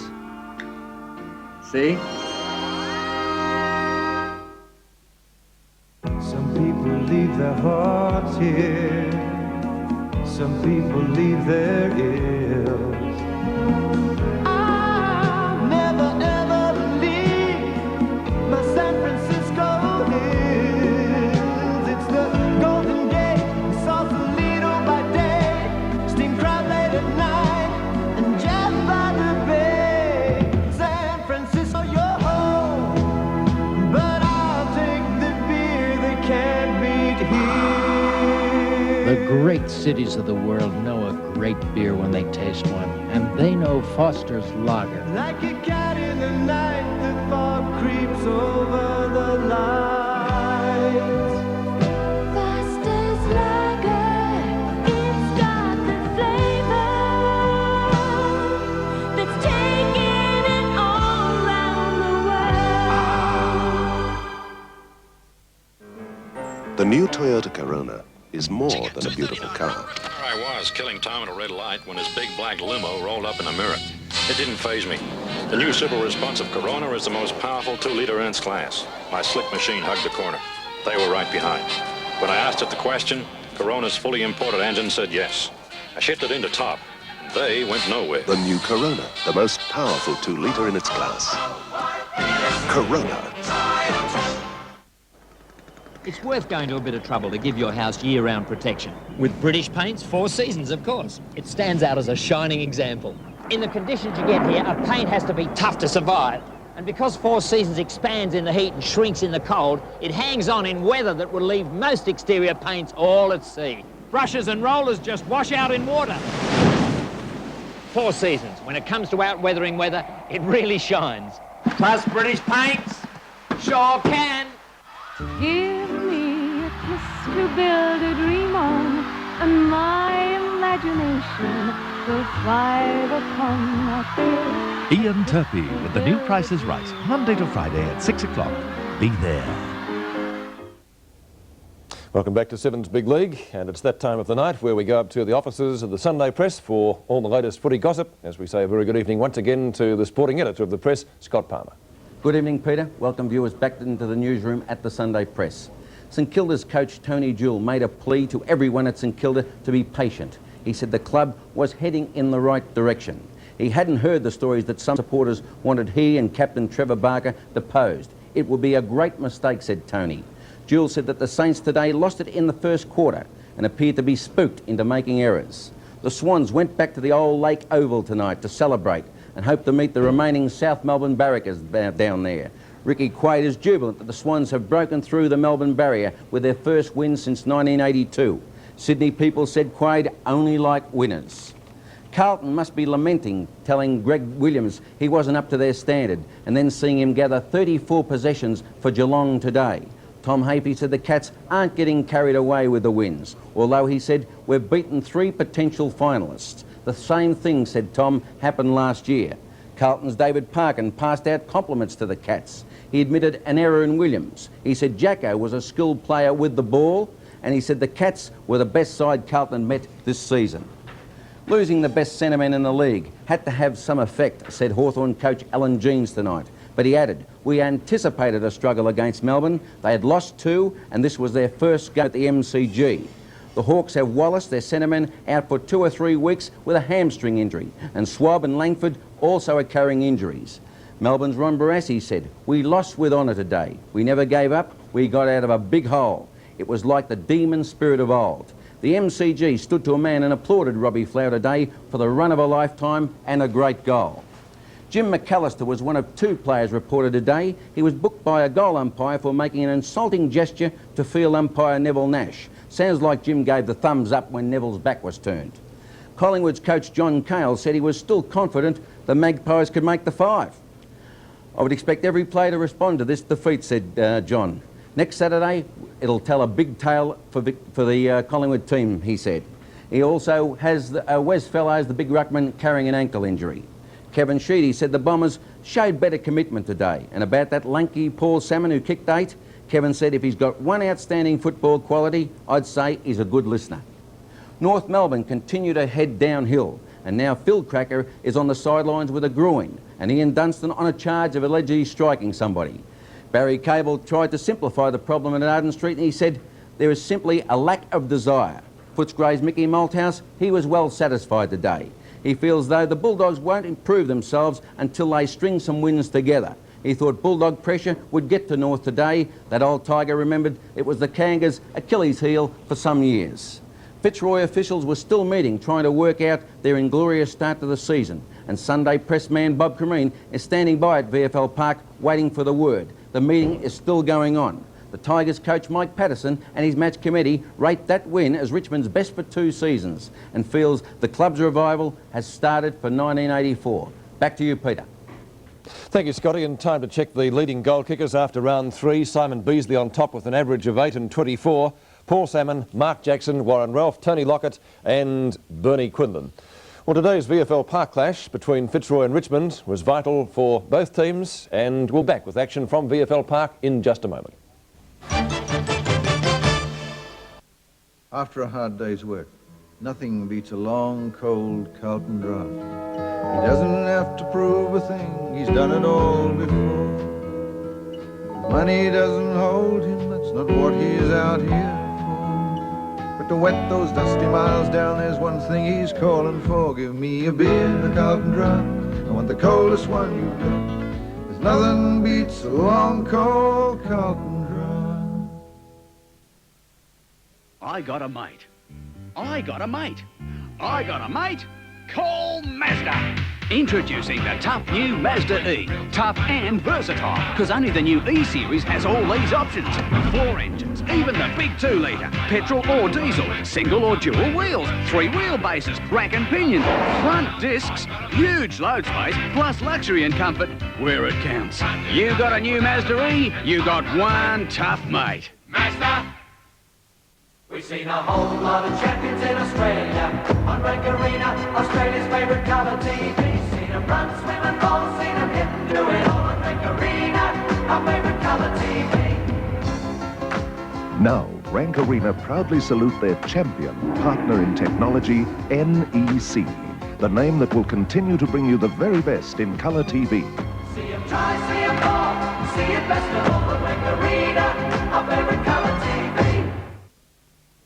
You're about to witness an accident involving 2 Rating 2 drivers. This driver is insured with double AMI. This driver is with state insurance. After claiming, state will give her a worse rating and increase her premium over $54, even though she's innocent. The double AMI driver, his claim won't cost a cent, and he won't lose his rating.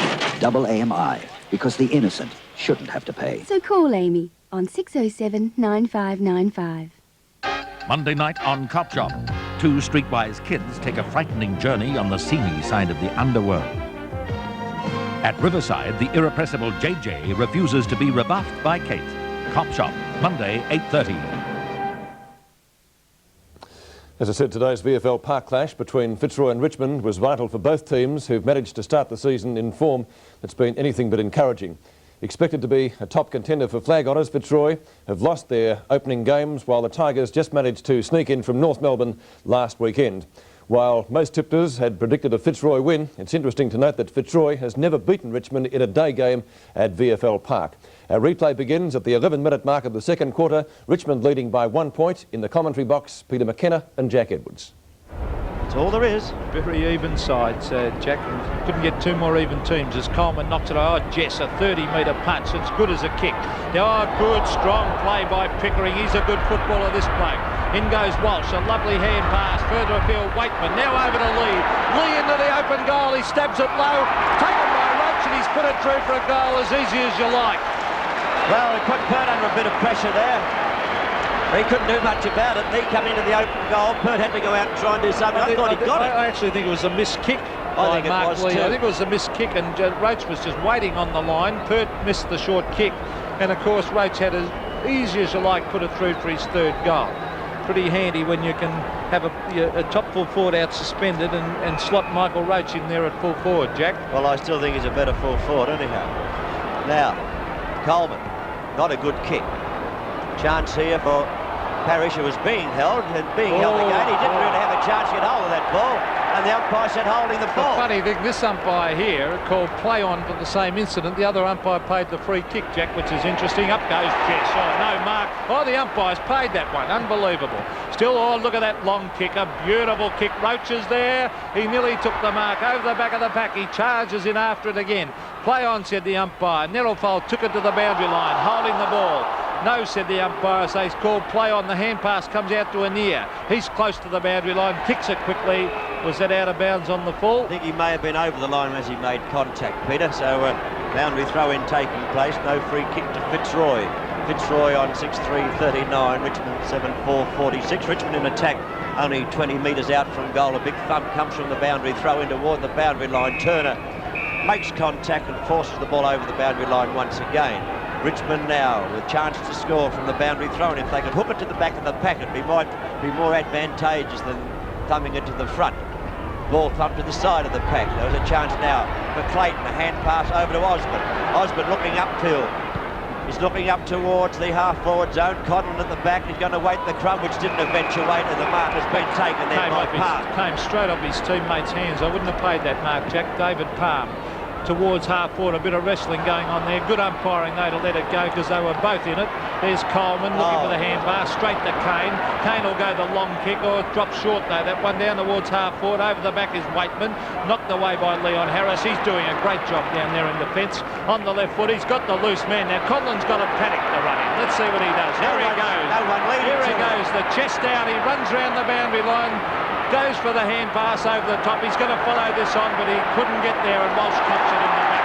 And Conlon gives him one for measure right around the head. No one led to Conlon as he was coming around that wing. They must have expected him to... Whoa! There's a free kick upfield against Conlon. The umpire goes into... Now they're calling play on as the ball is down on the forward line. Half-forward line, in fact, as we go down to see Mark Lee kick it up towards Roach. Out he comes. He's got it. Beautiful lead, lovely pass by Michael Roach, and Roach would be 40 metres out from goal. This is kicking distance for Michael Roach. He's already kicked 3. I think he'd be a tick more than 40, Pete. Well, he is a magnificent kick. We'll say 45, Jack, as he goes for the torpedo. Pard, it's floating back, and I think he's put it through. He has a beautiful kick to Michael Roach, we score. Great goal. Great goal indeed. Richmond 8-4, 52. Fitzroy 6-3, 39. That's on Sevens big lead. And that was unusual circumstances there, going back to that Cotton thing, because he was coming around the boundary line with the football on his wrong foot, and no one made any lead at all toward the boundary line so he could get rid of the ball to them. He had to try and beat 2 opponents. So it wasn't good forward work by Fitzroy. Back to the centre, with Richmond leading 52 to Fitzroy 39. The bounce takes place and Lee rises to the occasion, but beaten by Coleman. Comes back to Coleman, just about threw it out. Fitzroy trying to come Coleman now, and a good tackle robs him of possession. Tremendous tackle by Big Mark Lee. Oh, he just knocks Thornton out of the way, and he goes for the long kick. That's beautiful football by Lee. Over the back with no mark. Was that a free kick? No, said the umpire. Play on now. It is a free kick in the back to Fitzroy, and on the bottom of the pack it looks like little Leon Harris to receive this, and he's been one of their better players. Over he goes to Turner. Turner with a hand pass looking for Nettlefold. Jess doing chase. Nettlefold on the left foot. Down to Conlon. Oh, he's getting the hoots for the Richmond supporters. Mickey Conlon hooks it back to Wilson. Gary Wilson out to Carlton. Carlton on the left foot hooks it back. He's looking for Les Parrish, who ducks to the boundary line, and he marks right next to the boundary line. It'll be a pretty difficult shot for goal. Well, I think he was waiting for Quinlan to get back into the goal square. The small board showing you Richmond holding sway at present, and a good pass by Harris. Centred the ball, gave it out to Thornton, who from the boundary line has a better shot now. Well, there was no way known that Les Parrish was going to have a shot for goal, and that's great team play, Jack. He was looking for someone to make the lead, and Thornton was that player. Well, can he cap it off with the goal? Yes, he has. Quinlan wants to go overhead, applauds the shot, and Fitzroy come back. Fitzroy 7-3, 45. Richmond 8-4, 52 on Sevens big lead. And we pick up play now at the 7.5-minute mark of the third quarter. The Tigers by 20. Plays on. Yes, no, he's caught. Too slow to get the boot to ball. Taken away by Palm. A golden opportunity lost. And on Sevens big league, you watch Richmond defender Palm. Take it away. Right down to the wing position he travels.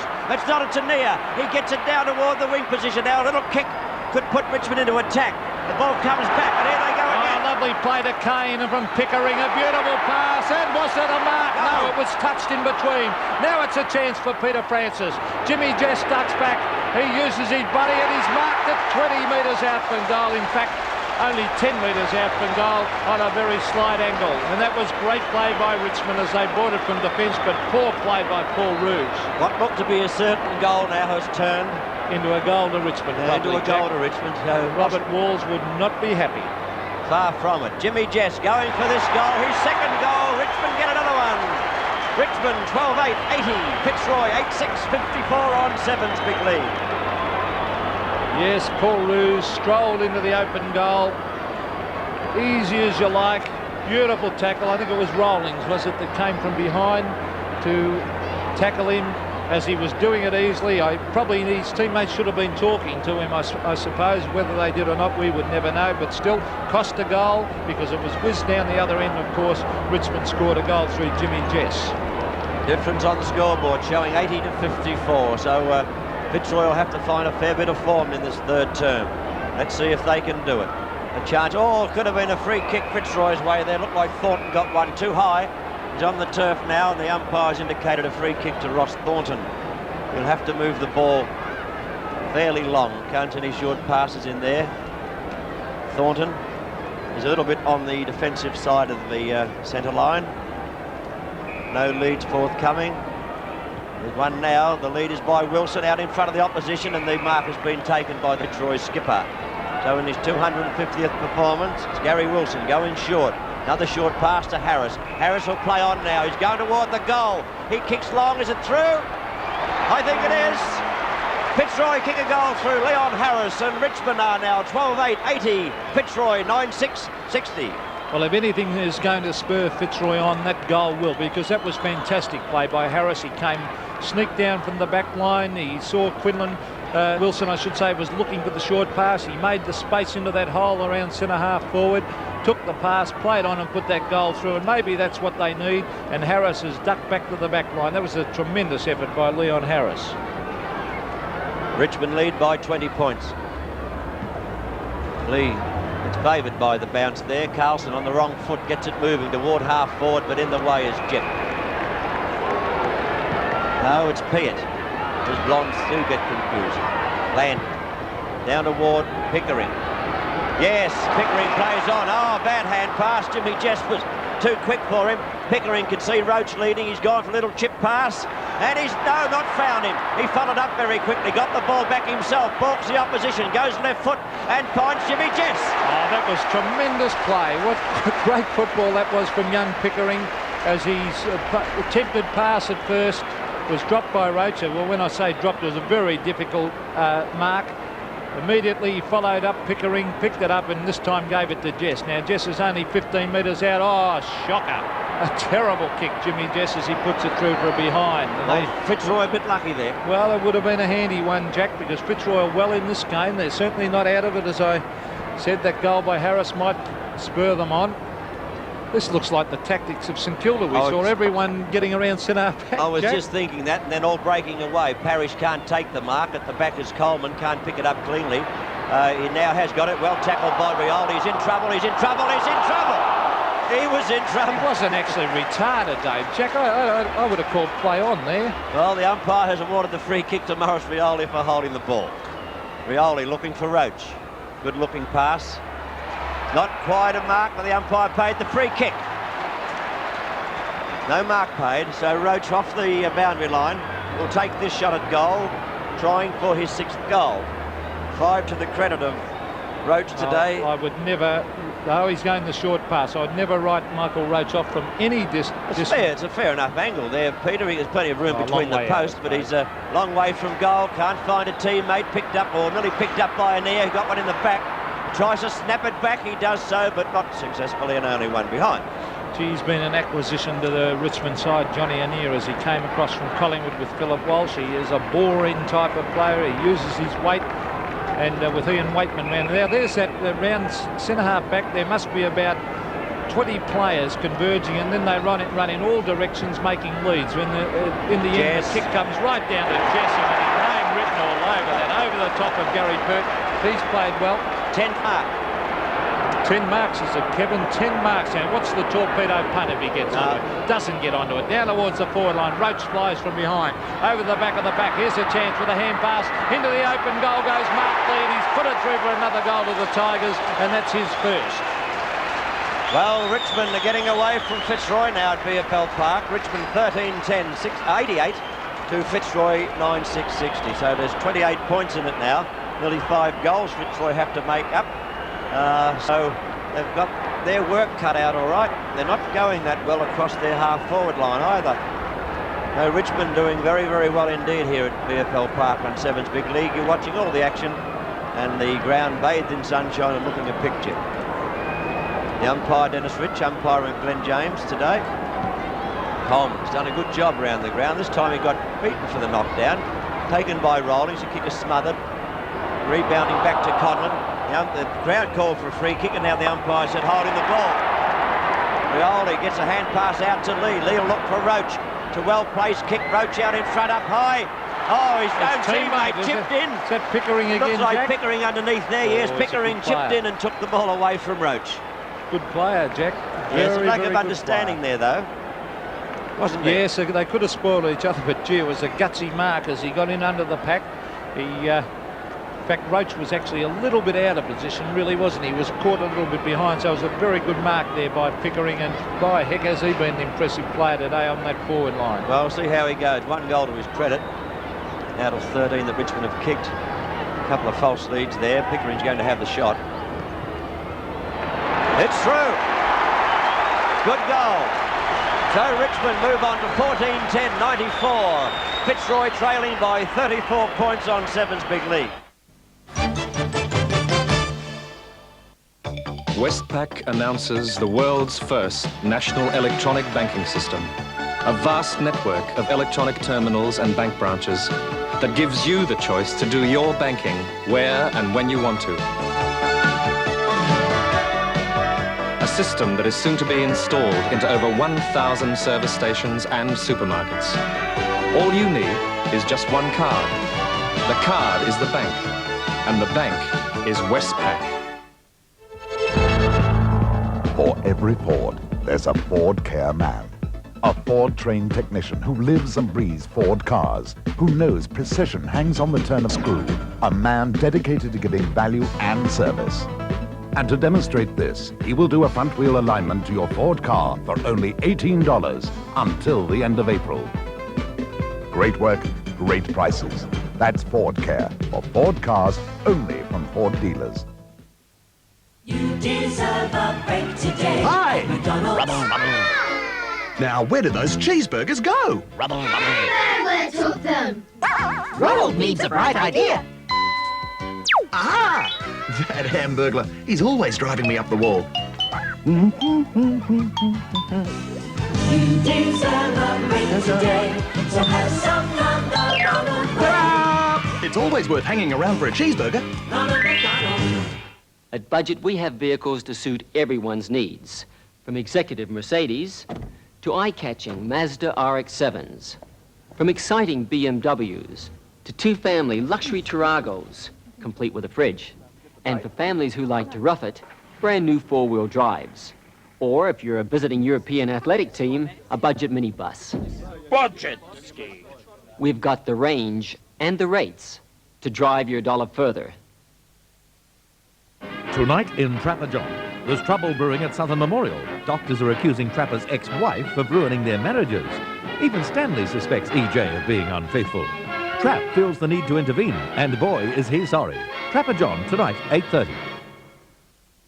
Mosquito fleet for Richmond. As we go back to VFL Park at the 20-minute mark of the third quarter, the Tigers lead by 39 points. No mark. Over the back is Pickering again. He gets it to Waitman. Waitman over the top. Here's a chance for Richmond again as Rawlings will run into the open goal. A hand pass to Roach. Roach goes in. Easy as you like. Goal number 6, Michael Roach. Well, the Fitzroy team has been giving a football lesson here by Richmond. Richmond were 11 goals 8 at the half-time change. They have now kicked 16 goals 12. So all that means they've added 5 goals 4 to their total since half-time, where Fitzroy have only added 1 goal 1. Once again, Pickering in the thick of play there. He's playing a tremendous game across the forward line, and very, very promising player. And Grant Laurie now has the job of minding him. What a poor old Grant. I feel sorry for him. He's really had the merry-go-rounds. Yeah, he's not having a good day. The ball put down in the middle once again, and Lee got up high, got the big thump too, right down to centre half forward. Jess waits for the ball to come to him, eventually gains possession, breaks away, looks for a short pass. He places the ball out to Walsh on the half forward flank. No mark taken on this occasion. The ball on the turf with Carlton. He tries to control it, can't do so. Has the ball held to him, eventually got a hand pass to Osborne. That was a throw for mine, but Osborne got it out, and the ball's been taken by Clayton, given up to Parrish. Parrish looks up to Quinlan. Quinlan leads out away from Straw, no mark. The ball on the turf, a free kick to Quinlan.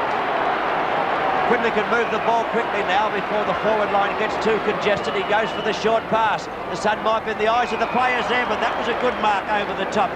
Looks like Big Coleman. Glenn Coleman, about 40 metres out from goal. Can he kick the distance? We'll find out. Be a big doubt, I would think. Fitzroy desperately need a goal. They're trailing by 48 points. And Richmond are in full flight. Coleman's chance for his first goal. Not on target, may get the length in the kick. The umpire said one behind. No, he just strained to get that extra distance. A little bit too far out for Glenn Coleman. And that's probably why he missed the goal. As we see Neil Peart on the screen, he's had his hands pulled today, playing on Mark Scott, who's been one of Fitzroy's better players, although he has been quiet in this quarter, mainly because the ball hasn't been down there all that much. As the ball is kicked out wide, a lovely mark there to Richard Osman, half-forward flank. There was a lead by Scott there, a little bit too early. He's got him now, and Scott is 35, 40 metres out. That could have been 15 metres. Scott has kicked 4 goals, and he has played a pretty good game down in that forward pocket against Neil Peart. Quinlan has been down today. He's been well held by Greg Strawn, and of course they need someone there to fire. As Scott is trying very, very hard. He's usually a lovely kick for goal. What about that one? Sends the goal up, fire. It's through for a goal to Mark Scott for goal number 5. An excellent effort by the ex-Saint. On 7th big league, the Shore showing 16-12-108 the Richmond total to Fitzroy 10-7-67, but they've got a lot of work to do, Fitzroy, before they go and take this game out. They've been completely outplayed in this third term. That goal by Scott was their second, but I told you before, Richmond have kicked 5 goals more after leading by 21 points at quarter time. Richmond leading by 41 points now as I speak, which is nearly 24 minutes into the third term. Lee gets up high, got the tap down again. Waite was in too close, but Lee picks up himself, gives it out to Rowley, who thought may give it back to Lee. He swings back on the kicking foot, the left, looks for Rochelle Pickering. Pickering being held by Laurie. The ball comes to Pert. He can't pick it up. It's been picked up by Kane, seeming to have all day. Gave it back to Waitman. Waitman goes goalward. It's another goal to Richmond. Yes, another Richmond goal kicked by Dale Waitman. Richmond 17 goals, 12, 114. And Fitzroy 10-7-67. And the Tigers led at every change by 6 points at quarter time, 21 at half time. A mammoth 50 points at the final change, and finally a win by 46 points. And so Fitzroy still to defeat Richmond in a day game at VFL Park. Goal kickers for Richmond headed by Roach 7 and Jess 4. For Fitzroy, Quinlan got 5 and Scott 5. Stats on the match at VFL Park today. Kicks pretty well the same. Likewise the marks, the frees 39-27, the handballs 99-130 in favour of the Tigers. Time to check the footy bet dividends now. Well, first of all, the quarter-by-quarter scores from the other games. And North Melbourne going down to Footscray by 63 points. Rickman got 6 and Beasley 5 for Footscray. Bryant 4 and Kelly 3 for North Melbourne. At the MCG, a mammoth struggle in the final term. 15 goals kicked in that last quarter. Hawthorn finally by 6 points. Templeton 8 for Melbourne. Judge 5 and Curran 4 for Hawthorn. Swans winning their first game away from Sydney for a couple of seasons, in Melbourne that is. They won at Geelong, of course, remembering last year. The Swans by 29 points, round 5 for the Swans, Lockett 6 and Sharon 6 for St Kilda. Footy bet dividends today, and you're required, as they came up on screen, big dividends there, especially the Richmond result. Selection 20 needed, the Tigers netting you $53.90 if you selected them. Footy quad dividends, Richmond, Geelong, Essendon and Hawthorn, the selections 8, 7, 4 and 6, $16,849.65. So some very big dividends in footy bet there this afternoon. We'll be back with more in just a moment.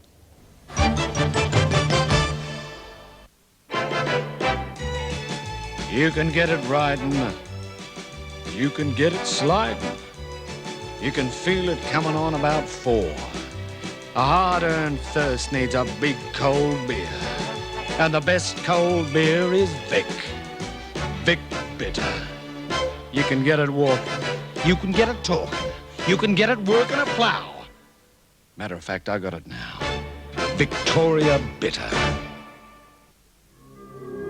When it comes to power, too many 4-cylinders are held back by engine size. But one is different.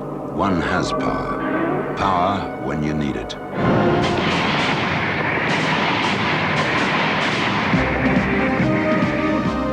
Announcing the new Mitsubishi Sigma. new bold styling, new levels of comfort, economy with 2.6 power, new 84 Sigma. It's another Mitsubishi. We got it all right here in New South Wales. Everything to do and see for you and me. The whole wide world is at our doorstep. New South Wales.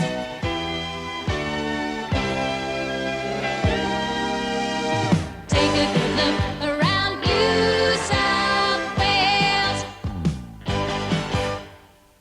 Oh, you say you tuned me car, eh? What's it in, B flat? If you're not satisfied with the way your car is being tuned, come and see me. I'm a Shell Auto Care dealer. I've invested in the most up-to-date equipment and a team of tested and accredited mechanics. For $45, you get a 28-point tune-up, plugs and points are always replaced, plus other parts if required. And we give you a written guarantee. When you need a tune-up, come to Shell Auto Care. We'll do it right the first time. Tonight in Bergerac, £2 million mysteriously finds its way into Jersey. Bergerac investigates, and it's strictly top secret. But while Jim's busy playing cat and mouse, Charlie's playing the field. Is Charlie working undercover for Bergerac? Tonight, 9:30. Time to check the league ladder now on 7, brought to you with the compliments of Arnott's, who are awarding $5,000 to the side that tops the list at the end of the home and away series. Two teams undefeated. Geelong and Hawthorn head the list. Geelong with a much better percentage. Hawthorn winning their last 2 games by a total of only 12 points. But they have 12 points. And then we have 6 teams on 8 points. Carlton, Essendon and Fitzroy making up the 5, ahead of Collingwood, Richmond and the Swans. And then 4 teams yet to open their account. Melbourne, Fitzroy. Muffler chops. And first up, the action from the Swans-Melbourne match. Arthur Chilcott of the Swans. Now to Richmond Fitzroy. Watch for Barry Rawlings in goal of the day.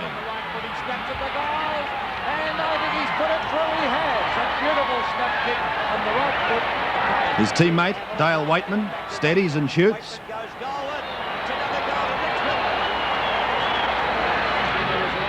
Richmond's Philip Walsh. Bouncing his way through the centre.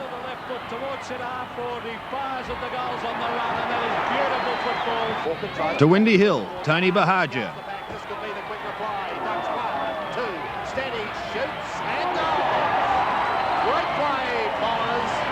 And his teammate, Paul van der Haar.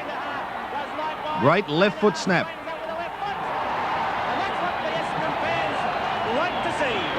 Now Paul Salmon. Salmon taps the ball down. Rose to it himself. Brings up goal number 7. Jim McAllister was tried at both ends of the ground. Here he is up forward. McAllister's high kick towards the goal area. It's a great goal by McAllister. To Carlton now, Spiro Korkamilis.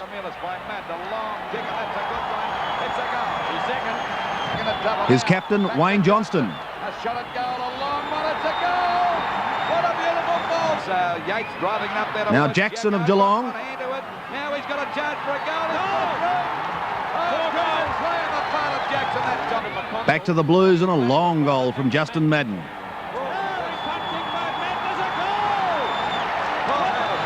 One of the Blues' running men, Jim Buckley.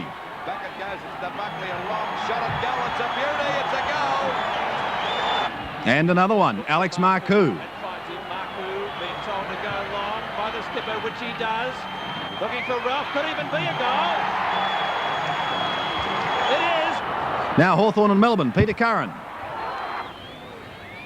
To the other end of the ground and Peter Tossell. Hawthorn's Ken Judge.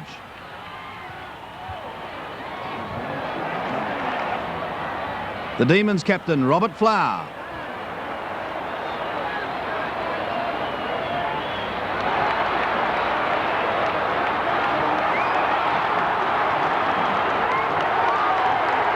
From one skipper to another, here's Hawthorn's Lethal Lee Matthews. His teammate Colin Robertson was amongst the goals as well.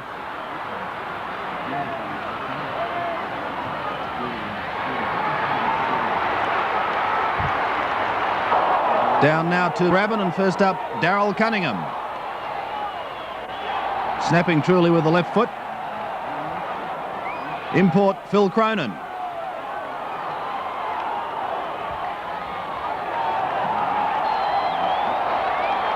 Now Silvio Fascini. 3 left-footers in a row there from the Saints. The Swans, Bernie Evans.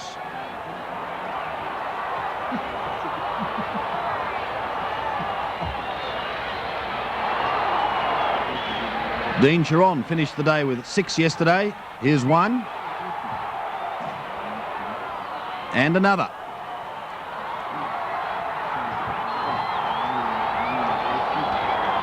To Footscray now, Ian Rickman.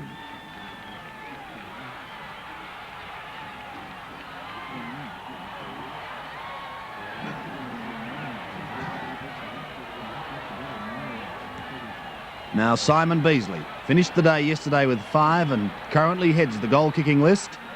A set shot, a very tight angle, but successful. Ian Williams now Footscray.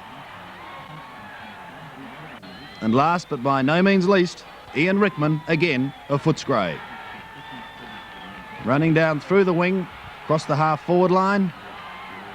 Steadies and goals, and some great goals there, gentlemen. What do you think, Luke? Certainly great goals, Sandy, and don't forget all winners of Goal of the Day are eligible for the 5,000 Midas Muffler Goal of the Year award, Sam. And what do you think, Puss in White Boots? I thought Philip Walsh was a very good long goal for Richmond. Ken Judge for Hawthorn. Van der Haas was a good goal on his wrong foot. That goal of Rickman's there was a terrific goal, the way he steadied and kicked that. But the man that I gave the goal to was a chap that you think shouldn't be playing in the position that he was able to kick the goal from, and that's Robert Flower on the wing. Well done. And of course, you little big chief running away from the ball, what do you think? Thanks, Luke. Van der Haar, he put himself under a lot of pressure there and could have had his head knocked off. It was a great goal by Paul Van der Haar.